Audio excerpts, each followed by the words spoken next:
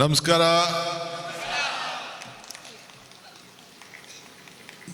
ಅಲ್ಲೆಲ್ಲೋ ಒಂದ್ ಕಡೆ ಹೇಳಿದೆ, ಮುಂಗಾರು ಮಳೆಗೆ ಸಿಕ್ಬೇಡ, ಕೊನೆ ಭಾಷಣಗಳಾಗಬೇಡ ಅಂತ. ಚಚ್ಚಿ ಚಚ್ಚಿ ಚಚ್ಚಿ ಬಡದಾಕ್ಬಿಟ್ರು ನಿಮ್ಮ ಕಿವಿಗಳಿಗೆ, ಮೆದ್ಲಿಗೆಲ್ಲ. ಇನ್ನೇನು ಉಳ್ಕೊಂಡಿಲ್ಲ ಅಂತ ಕಾಣ್ತದೆ. ಇರಲಿ.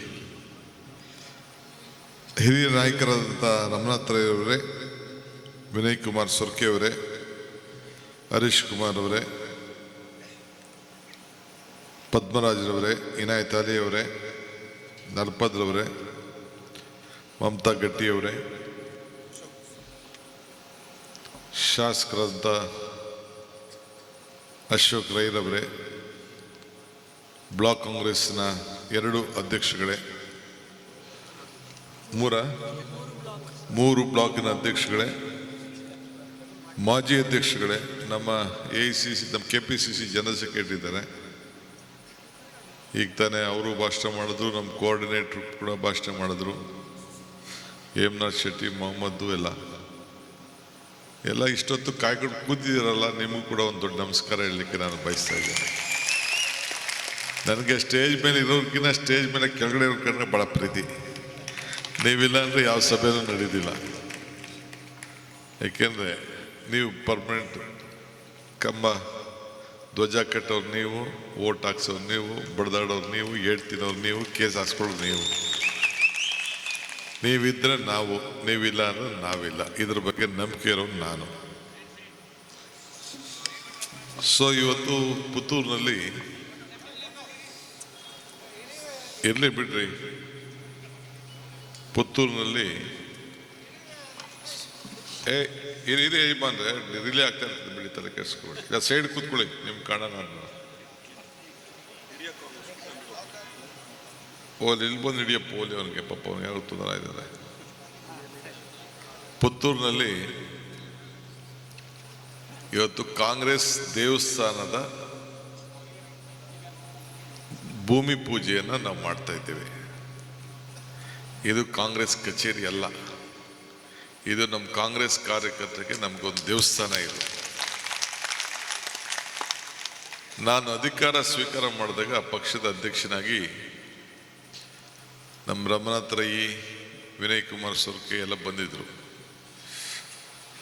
ಎಲ್ಲರಿಗೂ ಅವಕಾಶ ಇರಲಿಲ್ಲ, ಕೋವಿಡ್. ನೀವೆಲ್ಲ ಬೂತ್ಗಳಲ್ಲಿ, ಇದು ಬೂತ್ ಅಂತೀನಿ, ಪಂಚಾಯತಿಗಳಲ್ಲಿ ವಿಡಿಯೋ ಹಾಕೊಂಡು ಹೊಸದಾಗಿ ಝೂಮ್ ಮೀಟಿಂಗ್ ಏನು ಅಂತ ನಿಮ್ಗೆ ಯಾರಿಗೂ ಗೊತ್ತಿರಲಿಲ್ಲ. BJPಯವರೇ ಗಾಬರಿ ಆಗ್ಬಿಟ್ರು. ಸೊ 6,000 ಪಂಚಾಯತಿಗಳಲ್ಲೂ ಕೂಡ ಇದನ್ನು ಝೂಮು ಮಾಡಿಸಿ ಅದನ್ನು ಅಧಿಕಾರ ತೆಗೆದುಕೊಂಡೆ. ಅಧಿಕಾರ ತೆಗೆದುಕೊಂಡಾಗ ಅವನು ಮಾತು ಹೇಳಿದೆ, ಜೊತೆಗೂಡುವುದು ಆರಂಭ, ಜೊತೆಗೂಡಿ ಯೋಚಿಸುವುದು ಪ್ರಗತಿ, ಜೊತೆಗೂಡು ಕೆಲಸ ಮಾಡೋದು ಯಶಸ್ಸು ಅಂತ ಹೇಳಿದೆ. ಸೊ ಹಂಗೆ ಎಲ್ಲ ಒಟ್ಟಿಗೆ ಸೇರಿ ನಾವೆಲ್ಲ ಕಷ್ಟಪಟ್ಟದಕ್ಕೆ, ಕೋವಿಡ್ ಸಂದರ್ಭ ಇರ್ಬೋದು, ಅದಾದಮೇಲೆ ಇರ್ಬೋದು, ಎಲ್ಲ ತ್ಯಾಗವನ್ನು ಮಾಡ್ಕೊಂಡು ಬಂದದಕ್ಕೆ ಇವತ್ತು ನಮಗೆ ಗ್ಯಾರಂಟಿ ಸರ್ಕಾರ ಬಂದಿದೆ.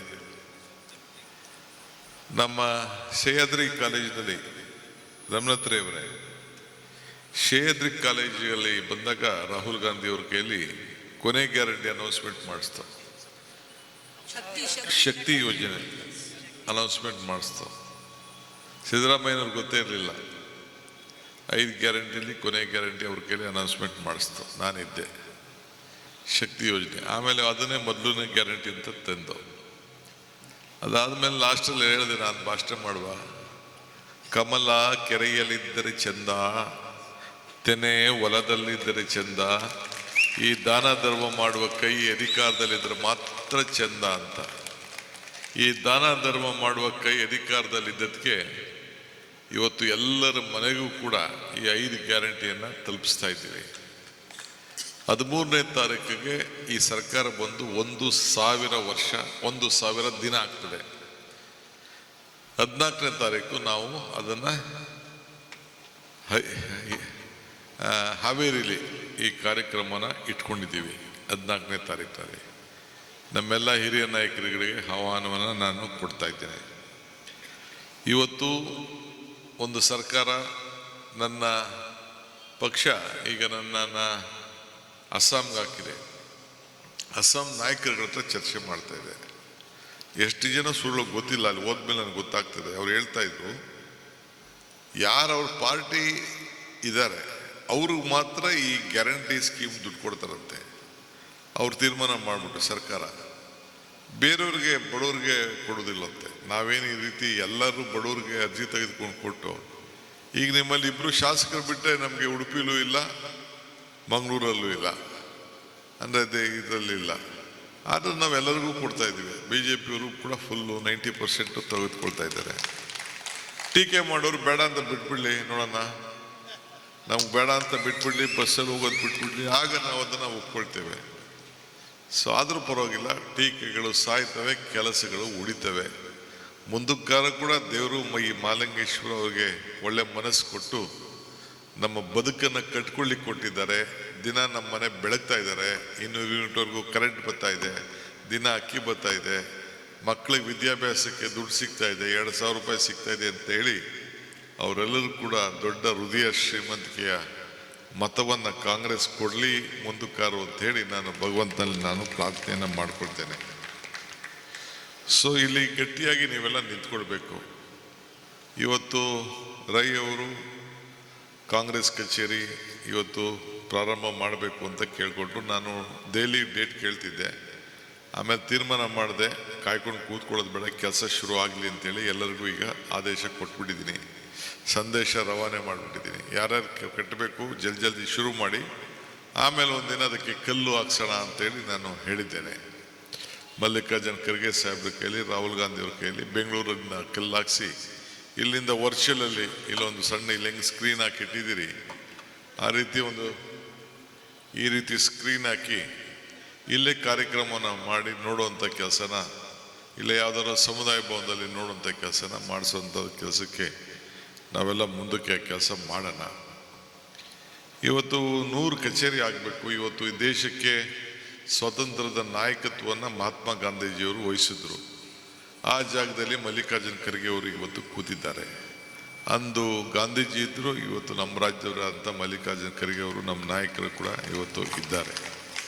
ಸೊ ಆ ಸವಿನ ನೆನಪಿನಲ್ಲಿ 100 ಕಚೇರಿ ಮಾಡಬೇಕು ನಮ್ಮ ಕಾರ್ಯಕರ್ತರು. ಈಗ ಕೆಲವ್ರಿಗೆ ಶಾಸಕರುಗಳಿಗೆ ಕಚೇರಿ ಇರ್ತವೆ,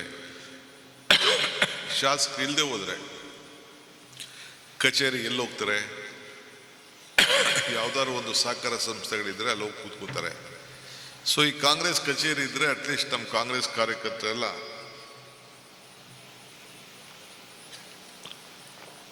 ಚರ್ಚೆ ಮಾಡ್ಬೋದು, ಕಷ್ಟ ಸುಖ ಹೇಳ್ಕೊಬೋದು, ಒಬ್ರೊಬ್ರು ಸೇರ್ಬೋದು, ವಿಚಾರ ವಿನಿಮಯ ಮಾಡ್ಕೊಳ್ಬೋದು. ಆ ದೃಷ್ಟಿಯಿಂದ ಇದು ಬಹಳ ಅವಶ್ಯಕತೆ ಇದೆ ಅಂಥೇಳಿ ನಾನು ಈ ಒಂದು ಪ್ರಬಲವಾದಂಥ ತೀರ್ಮಾನವನ್ನು ಮಾಡಿದ್ದೇನೆ. ಬಹಳ ಜನ ಶಾಸಕರೆಲ್ಲ ಸಹಕಾರ ಕೊಟ್ಟಿದ್ದಾರೆ, ಮಂತ್ರಿಗಳು ಸಹಕಾರ ಕೊಟ್ಟಿದ್ದಾರೆ, ಗೌರ್ಮೆಂಟಿಂದನೂ ಬೇಕಾದಷ್ಟು ಮಂಜೂರಾತಿ ಮಾಡಿದ್ರು. ಕೆಲವರು ಸ್ವಂತ ಆಸ್ತಿಗಳನ್ನೇ ಬರ್ಕೊಟ್ಬಿಟ್ಟಿದ್ದಾರೆ ಕೆಲವರು MLAಗಳು. ಸೊ ಈಗ ಇಲ್ಲೂ ಕೂಡ ನಮ್ಮ ಶಾಸಕರು ಅಶೋಕ್ ರೈ ಅವರು ಈ ಜಾಗನ ತೆಗೆದುಕೊಂಡು ಬಂದರು. ಇದಕ್ಕೇನು ಬೇಕು ನಾವು ಮಂಜೂರಾತಿ ಮಾಡೋದು. ನಿಮ್ಮ ಹತ್ರ ಎಲ್ಲರದ್ದು ಕೂಡ ಚಿಕ್ಕ ಅಳಿಲು ಸೇವೆ ಅಂತೇಳಿ ನೀವು 100 ಕೊಡಿ, 1000 ಕೊಡಿ, 1,00,000 ಕೊಡಿ, 10 ಲಕ್ಷ ಕೊಡಿ, 50 ಲಕ್ಷ ಕೊಡಿ ಅಂತೇಳಿ ನಿಮ್ಮನ್ನು ಯಾಕೆ ಕೇಳ್ತಾ ಇದ್ದಾರೆ ಅಂತಂದರೆ ನಿಮ್ಗೊಂದು ಹಕ್ಕಿರಬೇಕು ಅನ್ನೋ ದೃಷ್ಟಿಯಿಂದ ಅವರು ಕೇಳ್ತಾ ಇದ್ದಾರೆ. ಏಕೆಂದರೆ ಈ ಹಕ್ಕು ಇಲ್ಲ ಅಂತಂದರೆ ನಿಮಗೆ ಧೈರ್ಯ, ಮಾತಾಡೋಂಥ ಧೈರ್ಯ ಇರುವುದಿಲ್ಲ ಅನ್ನೋ ದೃಷ್ಟಿಯಿಂದ ಅವರು ಹೇಳ್ತಾ ಇದ್ದಾರೆ. ನಾನು ತಮ್ಗೆ ಹೇಳೋದು ಇಷ್ಟೇ, ಇವತ್ತು ರಾಜಕಾರಣದಲ್ಲಿ ಏನು ಬೇಕಾದ್ರೂ ಭಾಷಣಗಳು ಮಾಡ್ಬೋದು. ಕಾಂಗ್ರೆಸ್ ಪಕ್ಷ ಒಂದು ದೊಡ್ಡ ಇತಿಹಾಸ ಇದೆ. ಅವ್ರು ಏನಾದ್ರು BJPಯವರು ತಿಪ್ಪರ್ಲಾಗ ಹೊಡೀಲಿ, ನಮಗೆ ಈ ಸರ್ಕಾರ ಹೆಂಗೆ ವಾಪಸ್ ತರಬೇಕು ಅನ್ನೋದು ಗೊತ್ತಿದೆ. ಇದಕ್ಕೆ ಅಡಿಪಾಯನ ಫಸ್ಟ್ ಕ್ಲಾಸಾಗಿ ಹಾಕಿದ್ದೀವಿ, ಅಡಿಪಾಯನ ಹಾಕಿದ್ದೀವಿ. ಎಷ್ಟು ಜನ ಜೊತೆ ಯಾರು ಏನಾರು ಮಾಡಿ ಸೇರಿಕೊಳ್ಳಿ. ನೀವು ಆತ್ಮಧೈರ್ಯವನ್ನು ನೀವು ಕಳ್ಕೊಳ್ಳೋಕೆ ಹೋಗಬೇಡಿ. ಏನೋ ಡೆಲ್ಲಿಲವರೇ ಆ ರಾಜ್ಯದಲ್ಲಿ ಹಂಗೆ ಬಂದ್ಬಿಡ್ತು, ಈ ರಾಜ್ಯದಲ್ಲಿ ಹಿಂಗೆ ಬಂದ್ಬಿಡ್ತು ಅನ್ನೋದೇನು ಚಿಂತೆ ಮಾಡೋದು ಬೇಡ. ಈ ವಾಪಸ್ಸು ಈ ರಾಜ್ಯದಲ್ಲಿ ಈ ಹಿಂದೆನೂ ಹೇಳ್ತಿದ್ರು ಡಬಲ್ ಇಂಜಿನ್ ಸರ್ಕಾರ ಮೇಲ್ಗಡೆನೂ ಇದೆ ಇಲ್ಲೂ ಇದೆ ಅಂತೇಳಿ. ನಾನು 136 ಸೀಟ್ ಬರ್ತದೆ ಅಂತ ಹೇಳಿಬಿಡಿ. ನಾನು ಹೇಳಿದ್ನೆಲ್ಲೋ ನಾನು ಸೋನಿಯಾ ಗಾಂಧಿ ಅವ್ರು ಕೇಳಿದ್ರು ಏನು ಡಿ ಕೆ ಹಿಂಗೆ ಹೇಳ್ತೀಯ ಅಂತ. ಅದು ನಮ್ಮ ಲೆಕ್ಕಾಚಾರ, ನಮ್ಮ ಅನುಭವ ಅದು. ಇವತ್ತು ಹೇಳ್ತೀನಿ ಕೇಳಿ, ನಿಮ್ಮ ಜಿಲ್ಲೆಯಲ್ಲಿ ನಾನು ಸರ್ವೆ ಮಾಡಿಸಿದ್ದೀನಿ, ಜನರ ಭಾವನೆ ಅರ್ಥ ಮಾಡ್ಕೊಂಡಿದ್ದೀನಿ. ಇಲ್ಲೂ ಕೂಡ ರಮಣತ್ರ ಹೇಳ್ದಂಗೆ ಇಲ್ಲಿ ಮಾಮೂಲಿ ಇದೇ ರೀತಿ ಒಂದು ಪಲ್ಟಿ ಆಗೋಂಥ ಸಂದರ್ಭ ಎಲ್ಲ ಥರದ ಕಾಣ್ತದೆ. ನಾನು ಯಾಕೆ ಇದನ್ನೆಲ್ಲ ಹೇಳ್ತಾ ಇದ್ದೀನಿ ಅಂದರೆ, ನಿಮಗೆ ಒಂದು ದೊಡ್ಡ ಆತ್ಮಬಲ ಇದ್ದೇ ಇದೆ. ಈಗ ಒಂದು ದೊಡ್ಡ ಇತಿಹಾಸಕ್ಕೆ ಈ ಪುತ್ತೂರಿನಲ್ಲಿ ಹೊಸ ಕಚೇರಿ ಕಟ್ಟಲಿಕ್ಕೆ ಹೋಗಿದ್ದಾರೆ. ಈಗ ಅವರೇನು ಹುಟ್ಟುವಾಗ ಈಗೆಲ್ಲ ನೀವೆಲ್ಲ ಹೊಗಳ್ತಾ ಇದ್ದೀರಿ, ಅದು ಮಾಡೋರು ಇದು ಮಾಡೋರೆ, 1900 ಕೋಟಿ ತಂದವ್ರೆ, 2000 ಕೋಟಿ ತಂದ. ಆ 2000 ಕೋಟಿ ತರೋದಕ್ಕಿಂತ ಜೊತೆಗೆ ಈ ಕಾಂಗ್ರೆಸ್ ದೇವಸ್ಥಾನ ಕಟ್ಟಿದ್ದಾರಲ್ಲ, ಇದು ದೊಡ್ಡ ಇತಿಹಾಸ ಅನ್ನೋದನ್ನು ನಮ್ಮ ಅಶೋಕರ ಹೇಳಲಿಕ್ಕೆ ನಾನು ಬಯಸ್ತಾ ಇದ್ದೇನೆ. ಏಕೆಂದರೆ ಮನುಷ್ಯ ಖಾಲಿ ಕೈಯಲ್ಲಿ ಬರ್ತಾನೆ, ಖಾಲಿ ಕೈಯಲ್ಲಿ ಹೋಗ್ತಾನೆ. ಯಾವ ಭಾಗ್ಯದ ಜೊತೆಲಿ ಬರ್ತಾನೋ ಅದೇ ರೀತಿ ಪಾಪ ಪುಣ್ಯಗಳನ್ನ ತೆಗೆದುಕೊಂಡು ಹೋಗ್ತಾನೆ.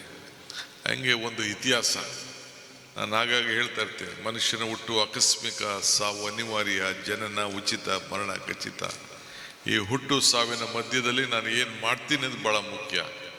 ಈಗ ತಾನೇ ನಮ್ಮ ರಮಣ ಹತ್ರ ಹೇಳ್ತಾ ಇದ್ರು, ಯಾರು ಏನಾರಾಗಲಿ ನಾನು ಜಿಲ್ಲಾಧ್ಯಕ್ಷನಾಗಿದ್ದೆ, ಅಟ್ಲೀಸ್ಟ್ ನಾನೊಂದು ಕಚೇರಿ ಕಟ್ಟಿದ್ದೆ ಅಂತ ಒಂದು ನನಗೆ ಸ್ವಾಭಿಮಾನದ ಬದುಕು, ನನ್ನ ಆತ್ಮಕ್ಕೆ ಶಾಂತಿ ಇದೆ, ನಾನೊಂದು ಕೊಡುಗೆ ಕೊಟ್ಟಿದ್ದೀನಿ ಅನ್ನೋ ಧೈರ್ಯದಿಂದ ಅವರು ಹೇಳ್ತಾ ಇದ್ರು.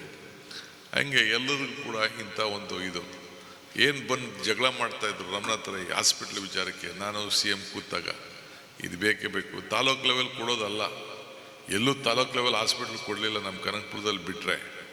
ಇದನ್ನು ಯಾಕೆ ಅವರು ಮೆಡಿಕಲ್ ಕಾಲೇಜ್ ಅಂತಂದರೆ, ಮೆಡಿಕಲ್ ಕಾಲೇಜ್ ನಿಮ್ಮಲ್ಲಿ ಬೇಕಾದಷ್ಟಿದೆ. ಯಾಕೆ ಮೆಡಿಕಲ್ ಕಾಲೇಜ್ ಅಂದರೆ, ಮೆಡಿಕಲ್ ಕಾಲೇಜ್ ಅಂತ ಅಂದಮೇಲೆ ಕಂಪಲ್ಸರಿ ವಿದ್ಯಾರ್ಥಿಗಳು ನಿಮ್ಮೂರವ್ರಿಗೆ ಸಿಗದೆ ಇರ್ಬೋದು, ಆದರೆ 400-500 ಬೆಡ್ ಹಾಸ್ಪಿಟ್ಲ್ ಕಂಪಲ್ಸರಿ ಇರ್ತದೆ. ಆ 400-500 ಬೆಡ್ ಹಾಸ್ಪಿಟ್ಲು ಫ್ರೀಯಾಗಿ ಮುಂದಕ್ಕೆ ಯಾರು ಮಂಗಳೂರಿಗೆ ಹೋಗದೆ ಇಲ್ಲೇ ಒಳ್ಳೆ ಆರೋಗ್ಯವನ್ನು ಕೊಡಬೇಕು ಅನ್ನೋ ದೃಷ್ಟಿಯಿಂದ ಅವರು ಇವತ್ತು ಆ ಮೆಡಿಕಲ್ ಕಾಲೇಜನ್ನ ಇವತ್ತು ಇಲ್ಲಿ ಪ್ರಾರಂಭವನ್ನು ಮಾಡಿಸಿದ್ದಾರೆ. ಸೊ ಇಲ್ಲಿ ಈಗಾಗಲೇ ಅದಕ್ಕೆಲ್ಲ ಪ್ಲ್ಯಾನಿಂಗ್ ಎಲ್ಲ ಕೂಡ ನಡೀತಾ ಇದೆ. ಸೊ ಹಂಗೆ ಇವತ್ತು ನೀವು ಭರವಸೆಯನ್ನು ಇಟ್ಕೊಂಡು ನೀವೆಲ್ಲ ಕೆಲಸವನ್ನು ನೀವು ಮಾಡಬೇಕು. ಪಕ್ಷದ ಅನೇಕ ಕಾರ್ಯಕ್ರಮಗಳನ್ನು ಈ ರಾಜ್ಯದಲ್ಲಿ ಈಗ ಭೂ ಗ್ಯಾರಂಟಿ ಅಂಥೇಳಿ ಇವತ್ತು 1000 ದಿನಕ್ಕೆ ಒಂದು ದೊಡ್ಡ ಕಾರ್ಯಕ್ರಮ ಮಾಡ್ತಾ ಇದ್ದೀವಿ. ಅವ್ರು ಹೇಳ್ದಂಗೆ 94C ಅವೆಲ್ಲ ಏನಿದೆಯಲ್ಲ ಎಲ್ಲರೂ ಕೂಡ ಭೂಮಿನ ಗ್ಯಾರಂಟಿಯಾಗಿ ಕೊಡಬೇಕು ಅಂತೇಳಿ ವಿವಿಧ ರೀತಿ ಯೋಜನೆಯಲ್ಲಿ ಕೃಷ್ಣ ಬೈರೇಗೌಡರು ಬಂದಮೇಲೆ ಕೆಲವರಿಗೆ ಸಮಾಧಾನ ಇಲ್ಲದೆ ಇರ್ಬೋದು, ಆದರೆ ನಾವೆಲ್ಲ ಕಾನೂನು ಚೌಕಟ್ಟಿನಲ್ಲಿ ಇದನ್ನೆಲ್ಲ ಮಾಡಿ ದಾಖಲೆಗಳನ್ನ ಮಾಡೋಂಥ ಕೆಲಸ ಮಾಡ್ತಾಯಿದ್ದೀವಿ. ಇವತ್ತು ನಿಮಗೆ ದೊಡ್ಡ ನಂಬಿಕೆ ನಮ್ಮ ಮೇಲಿದೆ. ಸವಾಲುಗಳು ಬೇಕಾದಷ್ಟು ಬರ್ತಾನೆ ಇರ್ತವೆ, ಸವಾಲುಗಳನ್ನ ಎದುರಿಸೋಣ. ಈಗ SIR ಬರ್ತಾಯಿದೆ, ಭಾಳ ಹುಷಾರಾಗಿರಿ. ನಮ್ಮ ಓಟ್ಗಳನ್ನ ತೆಗಿಲಿಕ್ಕೆ ಒಂದು ದೊಡ್ಡ ತಂತ್ರ ನಡೀತಾ ಇರ್ತದೆ. ಬ್ಯಾಕ್ವರ್ಡ್ ಕ್ಲಾಸು, ಮೈನಾರಿಟಿ ಓಟು, ಬೇರೆ ಶೆಡ್ಯೂಲ್ ಕ್ಯಾಸ್ಟ್ ಓಟ್ಗಳನ್ನೆಲ್ಲ ತೆಗಿಲಿಕ್ಕೆ ಒಂದು ದೊಡ್ಡ ತಂತ್ರ, ಹೊರಗಡೆ ಇದ್ದವ್ರ ತಂತ್ರ ಕೂಡ ಇದನ್ನು ನಡೀತಾ ಇದೆ. ಈಗಲೇ ಅವ್ರು ಹೇಳ್ದಂಗೆ ಮಮತಾ ಬ್ಯಾನರ್ಜಿ ಯಾವ ರೀತಿ ಹೋರಾಟ ಮಾಡಿದ್ರು ಅಂತಾವೆಲ್ಲ ನೋಡಿದ್ದೀರಿ. ನಮ್ಮಲ್ಲೂ ಕೂಡ SRI ಈಗಾಗಲೇ ಮ್ಯಾಪಿಂಗ್ ನಡೀತಾ ಇದೆ. ಪ್ರತಿ ಬೂತ್ನಲ್ಲೂ ಕೂಡ BLAಗಳು ಕಂಪಲ್ಸರಿ ಮಾಡಬೇಕು. BLAಗಳು ಹೋಗಬೇಕು, ವೋಟರ್ ಲಿಸ್ಟ್ ನೋಡಬೇಕು. ನಮ್ಮ ಓಟನ್ನು ನಾವು ಉಳಿಸ್ಕೊಳ್ಳಿಕ್ಕೆ, ನಮ್ಮ ಜನದ ಓಟನ್ನು ಎಲ್ಲೇ ಕೆಲಸ ಮಾಡ್ತಾ ಇರಲಿ, ಎಲ್ಲೇ ಉದ್ಯೋಗ ಮಾಡ್ತಾ ಇರಲಿ, ಎಲ್ಲೇ ವಿದ್ಯಾಭ್ಯಾಸ ಮಾಡ್ತಾ ಇರಲಿ, ಅದನ್ನೆಲ್ಲ ಕೂಡ ಮಾಡ್ಕೊಂಡು ಹೋಗಬೇಕು. ಸವಾಲುಗಳು ಬೇಕಾದಷ್ಟು ಬರ್ತಾ ಇರ್ತದೆ, ಸವಾಲನ್ನು ನಾವು ಎದುರಿಸಲೇಬೇಕಾಗ್ತದೆ. ಈ ಹಿನ್ನೆಲೆಯಲ್ಲಿ ಹುಷಾರು. ನಾನು ವಿಶೇಷವಾಗಿ ನಮ್ಮ ಬ್ಲಾಕ್ ಕಾಂಗ್ರೆಸ್ ಅಧ್ಯಕ್ಷರಿಗೆ ಎಲ್ಲ ಬೂತ್ನ BLAಗಳಿಗೆ ಅಲ್ಲಿ ಟ್ರೈನಿಂಗು ಮಾಡಿದ್ದಾರೆ ಅನ್ನೋದು ಕೂಡ ವಿಚಾರ ತಿಳಿಸ್ತು. ಸೊ ಎಲ್ಲ ಕೂಡ ನಮ್ಮ ಹೇಮನಾಥ್ ಶೆಟ್ಟಿ ಕೂಡ ಹೇಳಿದ್ರು, ನಮಗೆ ಈಗ ಭಾಷಣದಲ್ಲಿ ಕೂಡ ಮಾತಾಡಿದ್ರು. ತಮಗೆ ನಾನು ಹೇಳೋದಿಷ್ಟೇ, ಈ ರಾಜ್ಯದಲ್ಲಿ ಒಂದು ಉತ್ತಮವಾದಂಥ ಸರ್ಕಾರ, ಮಾಧ್ಯಮದಲ್ಲಿ ಬರೋದು ಇರೋದೆಲ್ಲ ಸುಮ್ಮನೆ ಅವ್ರಿಗೇನು ನ್ಯೂಸ್ ಇಲ್ಲ, ಏನೇನೋ ನ್ಯೂಸು, ಭಿನ್ನಾಭಿಪ್ರಾಯಗಳು, ಗುಂಪುಗಳು ಅಂತೆಲ್ಲ ಮಾಡ್ತಾರೆ. ಯಾವ ಗುಂಪು ಇಲ್ಲ, ಒಂದೇ ಒಂದು ಗುಂಪು ನಮ್ಮಿರೋದು, ಅದು ಕಾಂಗ್ರೆಸ್ ಗುಂಪು. ಹೈಕಮಾಂಡ್ ಏನು ಹೇಳ್ತಾರೆ ಆ ರೀತಿ ಕೇಳ್ಕೊಂಡು ಎಲ್ಲರೂ ಕೂಡ ನಾವು ಹೋಗ್ತಾ ಇರ್ತೀವಿ. ಯಾರು ಇಲ್ಲಿ ಯಾವ ಗುಂಪು ಇಲ್ಲ, ಏನೂ ಇಲ್ಲ. ಈಗೆಲ್ಲ ನಮ್ಮ ಈ ಜಿಲ್ಲೆಯಲ್ಲೂ ಅಷ್ಟೇ, ಈಗ ಪಾರ್ಲಿಮೆಂಟಲ್ಲಿ ನಾವೆಲ್ಲ ಸೇರಿ ಒಟ್ಟಿಗೆ ಕೆಲಸ ಮಾಡಿದ್ದಾರೆ. ಓಟ್ ನಮ್ಗೆ ಕಡಿಮೆ ಆಗಿರ್ಬೋದು, ಬಟ್ ನನಗೆ ಮಾತ್ರ ವಿಶ್ವಾಸ ಇದೆ, ನೆಕ್ಸ್ಟ್ ಟೈಮು ದಕ್ಷಿಣ ಕನ್ನಡ ಜಿಲ್ಲೆ, ಉಡುಪಿ ಜಿಲ್ಲೆ 2 ಕಡೆ ಕೂಡ ಹಿಂದೆ ಯಾವ ರೀತಿ ಸುಮಾರು 10 ಸೀಟ್ ಬರ್ತಿತ್ತು ಆ ರೀತಿ ಬಂದೇ ಬರ್ತದೆ ಅನ್ನೋದು ಕೂಡ ನಮಗಿದೆ. ಈಗ ಅಂಬೇಡ್ಕರ್ ಅವರು ಹೇಳ್ತಾರೆ, ಇತಿಹಾಸ ಮರೆತವನು ಇತಿಹಾಸ ಸೃಷ್ಟಿ ಮಾಡ್ಲಿಕ್ಕೆ ಸಾಧ್ಯ ಇಲ್ಲ ಅಂತೇಳಿ. ಹಂಗೆ ಈ ರಾಜ್ಯದಲ್ಲಿ ಮತ್ತೆ ಇತಿಹಾಸ ಸೃಷ್ಟಿ ಆಗೇ ಆಗ್ತದೆ, ಮತ್ತೆ ಕಾಂಗ್ರೆಸ್ ಸರ್ಕಾರ ಬಂದೇ ಬರ್ತದೆ. ನಮ್ಮ ಸಂವಿಧಾನ ರಕ್ಷಣೆ ಮಾಡಲಿಕ್ಕೆ ನಾವಿದ್ದೀವಿ. ಈ ದೇಶಕ್ಕೆ ಸ್ವಾತಂತ್ರ್ಯ ತಂದು ಕೊಟ್ಟಿದ್ದೀವಿ, ಈ ದೇಶಕ್ಕೆ ರಾಷ್ಟ್ರಧ್ವಜ ತಂದು ಕೊಟ್ಟಿದ್ದೀವಿ, ರಾಷ್ಟ್ರಗೀತೆ ಕೊಟ್ಟಿದ್ದೀವಿ, ಎಲ್ಲ ಕೊಟ್ಟಿದ್ದೀವಿ. ಈಗೆಲ್ಲ ಕೆಲಸಗಳನ್ನು ಕೂಡ ಮಾಡಿದ್ವಿ. ಕೊಟ್ಟಂಥ ಅನೇಕ ಕಾರ್ಯಕ್ರಮಗಳು, ಹಕ್ಕುಗಳು, ಭರವಸೆ, ಈಗ ಆಹಾರ ಭದ್ರತೆ ಕಾಯ್ದೆ, ಭೂಮಿ ಕಾಯ್ದೆ, ಬ್ಯಾಂಕ್ ರಾಷ್ಟ್ರೀಕರಣ, ಇವೆಲ್ಲ ಯಾರು ಮಾಡಿದ್ರು? 5 ಗ್ಯಾರಂಟಿಗಳು ಯಾರು ಕೊಟ್ಟರು? BJP ಅವ್ರನ್ನ ಕೊಟ್ರ? ಓಲಿ BJP ಅವ್ರು ಏನಾದ್ರು ಯಾವ್ದಾದ್ರು ಒಂದು ಕಾರ್ಯಕ್ರಮ ಹೇಳ್ಕೊಳಕ್ಕೆ ನಾವು ಇಂಥ ಕೆಲಸ ಮಾಡಿದ್ದೀವಿ ಅಂತ ಹೇಳ್ಕೊಳಕ್ಕಿದೆಯಾ? ಎಲ್ಲ ಪ್ರೈಮ್ ಮಿನಿಸ್ಟ್ರು ಫೋಟೋ ಹಾಕೋತಾ ಇದ್ರು ಪೆಟ್ರೋಲ್ ಬಂಕಲ್ಲಿ. ಒಂದು ಹೆಣ್ಮಗಳು ಫೋಟೋ ಹಾಕೋಬಿಟ್ಟು ಅದೇನಾಯ್ತು ಫೋಟೋ? ಈಗ ಎಲ್ಲ ಮಾಯಾಗೋಯ್ತು. 400 ರೂಪಾಯಿ ಇದ್ದಿದ್ದು 1100 ರೂಪಾಯಿ ಆಗೋಯ್ತು ಗ್ಯಾಸ್. ಅದಕ್ಕೆ ನಾವು ಆ ಎಲ್ಲ ಹೆಣ್ಮಕ್ಳಿಗೆ 2000 ಕೊಡಬೇಕು ಅಂತ ತೀರ್ಮಾನ ಮಾಡಿ ಇವತ್ತು ಬೆಲೆ ಏರಿಕೆ ಗಗನಕ್ಕೆ ಹೋಯ್ತು, ಆದಾಯ ಪಾತಾಳಕ್ಕೆ ಹೋಯ್ತು. ಆ ದೃಷ್ಟಿಯಿಂದ ಇವತ್ತು ನಾವು ಅಂಥ ಯೋಜನೆಗಳನ್ನು ನಾವೆಲ್ಲ ತೆಗೆದುಕೊಂಡು ಬಂದಿದ್ದೇವೆ. ಸೊ ನಿಮ್ಮ ಸರ್ಕಾರ ಬಡವಾಗೋಯ್ತು, ದುಡ್ಡೇ ಇಲ್ಲ ಅಂತ ಹೇಳ್ತಾರೆ. ಈಗ ಗ್ಯಾರಂಟಿ ಕೊಟ್ಟು ರಮಣ ನಮ್ಮ ಇವರು ರೈ 1900 ಕೋಟಿ ತಂದವ್ರು ಈಗಾಲೇ ಕಣ್ಣಲ್ಲಿ ಈಗ ಪಟ್ಟಿ ಇದೆ ನನ್ನ ಜಲ್ಲಿ, ಇಲ್ಲಿದೆ ಪಟ್ಟಿ, ಯಾವುದಾದ್ರು ಕೆಲಸ ತಂದವ್ರೆ ಅಂತ. ಇನ್ನು 1000 ಕೋಟಿದು ಇನ್ನು ವಾಪಸ್ ರಿಲೀಸ್ ಆಗಬೇಕಾಗಿದೆ. ಈಗ 1900 ಕೋಟಿ ಬಂದ್ಬಿಟ್ಟಿದೆ, ಇನ್ನು 1052 ಕೋಟಿ ಇನ್ನು ಈಗಾಗಲೇ ಪೈಪ್ಲೈನಲ್ಲಿ ಇದೆ. ಇಷ್ಟು ಯಾರು ಸಣ್ಣ ಪಣ್ಣ MLAಗಳ ಥರ ಕಾಯ್ತದ? ಯಾವ ಅಧಿಕಾರ ನಮ್ಮ ಕ್ಷೇತ್ರದಲ್ಲೂ ಇಷ್ಟು ದುಡ್ಡು ಬಂದಿಲ್ಲ. ನನ್ನ ಕ್ಷೇತ್ರದಲ್ಲಿ ಅಷ್ಟು ದುಡ್ಡು ಈ ಇವರು ನಮ್ಮ ಅಶೋಕ್ ರೈ ಬಂದವು. ನಿಜವಾಗ್ಲೂ ನಾನು ಹೇಳ್ತೇನೆ, ನಮ್ಮ ಕ್ಷೇತ್ರದಲ್ಲಿ ಇಷ್ಟು ದುಡ್ಡು ನಾ ಇನ್ನೂ ತೊಗೊಂಡು ಹೋಗಿಲ್ಲ, ನಾ ಕೇಳೋಕ್ಕೆ ಹೋಗಿಲ್ಲ ಇನ್ನು. ಸೊ ಹಂಗೂ ಜನ ಓಟ್ ಹಾಕ್ಬಿಟ್ರು ನನಗೆ. 1,23,000 ಗೆಲ್ಸ್ಬಿಟ್ರು. ನಾವು ಬರೀ ಓಟ್ ಹಾಕಕ್ಕೆ ಹೋದವನು, ಇದಕ್ಕೆ ನಾಮಿನೇಷನ್ಗೆ ಹೋದವನು, ತಿರ್ಗಾ ಓಟ್ ಹಾಕಕ್ಕೆ ಹೋದೆ. ಏನೋ ಜನ ಪಾಪ ಬುದ್ಧಿವಂತಿಕೆಯಿಂದ ಇರಲಿ ನಮ್ಮ ಹುಡುಗ ಅಂತೇಳಿ ಎಲ್ಲ ಪಾರ್ಟಿಯವರು ಸೇರಿ ಓಟ್ ಹಾಕಿ ನನ್ನ ಗೆಲ್ಸಿ ಮಾಡಿದ್ರ.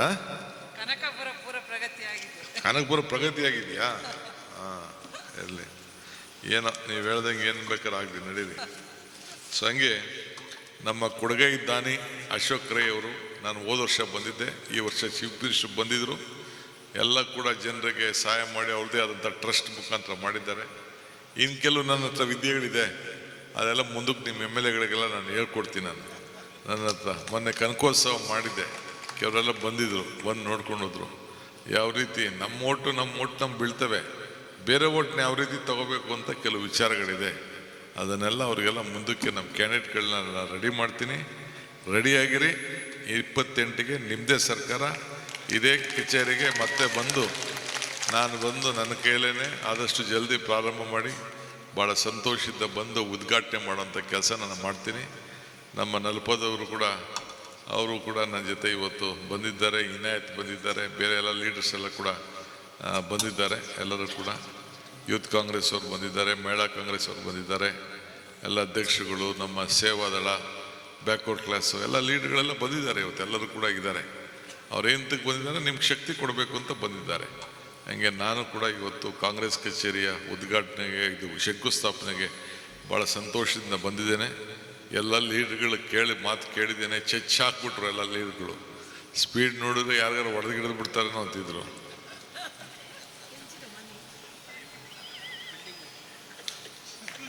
ನೋಡಿ ಅರ್ಜಿ ಕೊಡ್ತಾವನೆ, ಮನಿ ದುಡ್ಡು ಅನೌನ್ಸ್ಮೆಂಟ್ ಮಾಡಿ ಅಂತ. ದುಡ್ಡು ಎಲ್ಲ ಕಾರ್ಯಕರ್ತರು ದುಡ್ಡು ಕಲೆಕ್ಟ್ ಮಾಡಬೇಕು, ಆಮೇಲೆ ಲಾಸ್ಟ್ ಬರಲಿ, ಆಮೇಲೆ ನೋಡೋಣ ಮಿಕ್ಕಿದ್ದು ಏನು ಕೊಡಬೇಕು ಅಂತ ಆಮೇಲೆ ಬಂದು ನಾನು ತೀರ್ಮಾನ ಮಾಡ್ತೀನಿ. ಆಗ್ಬೋದಲ್ಲ? ನನ್ನ ಮೇಲೆ ವಿಶ್ವಾಸ ಇದೆಯಲ್ಲ? ಓಕೆ. ಮರಕ್ಕೆ ನಂಬಿಕೆ, ಈಗ ಮರಕ್ಕೆ ಬೇರೆ ಎಷ್ಟು ಮುಖ್ಯನೋ ಮನುಷ್ಯನಿಗೆ ನಂಬಿಕೆನೂ ಮುಖ್ಯ. ಹಂಗೆ ನಿಮಗೆಲ್ಲ ನಂಬಿಕೆ ಏನೋ ಕೊಡಬೇಕು ಅಂತಾರೆ. ಆಯ್ತು ಹೋಗ್ಲಪ್ಪ, ನಮ್ಮ KPCCಯಿಂದ ಒಂದು 10 ಲಕ್ಷ ಕೊಡ್ತೀನಿ, ನೀನು ಚೆನ್ನಾಗಿ ಮಾಡು, ಇನ್ನೂ ಜಾಸ್ತಿ ಕೊಡ್ತೀನಿ. ಈಗ ಏನಾಗೈತೆ ಗೊತ್ತಾ? ಇಲ್ಲೇನೋ ನಾನು ಅನೌನ್ಸ್ಮೆಂಟ್ ಮಾಡ್ಬಿಟ್ರೆ ಎಲ್ಲರೂ ಶುರು ಮಾಡ್ಬಿಡ್ತಾರೆ. ನಾನು ಒಂದು ಕಚೇರಿಗಲ್ಲ, ದುಡ್ಡು ಎಲ್ಲಿದೆ? ನೀವು ಕೊಟ್ಟರೆ ಅವನ ಹತ್ರ ಸಂಬಳ 25,000 ಇಟ್ಕೋತಾ ಇದ್ದೀನಿ. ಪ್ರತಿ ತಿಂಗಳು ಅಶೋಕ್ ರೈ ಸಂಬಳ 25,000 ನಂಗೆ ಕೊಡಬೇಕು. ಕಾಂಗ್ರೆಸ್ ಕಚೇರಿ ನಡೆಸ್ಬೇಕಲ್ಲ. ಕೊಡಬೇಕು. ಇನ್ನೂ ಜಾಸ್ತಿ ಕೊಡೋಣ. ಈಗ ಅನೌನ್ಸ್ ಮಾಡೋದು ಬೇಡ, ಇಷ್ಟು ಮಾಡಿ ಮಿಕ್ಕಿದ ಕೆಲಸ ಮಾಡೋಣ. ನಮಸ್ಕಾರ. ನಿಖರ ಸುದ್ದಿ, ಸದಭಿರುಚಿಯ ಕಾರ್ಯಕ್ರಮ. ನೀವು ನೋಡ್ತಾ ಇದ್ದೀರಾ ಕಹಳೆ ನ್ಯೂಸ್, ಸಮಾಜದ ಜಾಗೃತಿಗಾಗಿ ವಸ್ತುನಿಷ್ಠ ವರದಿ.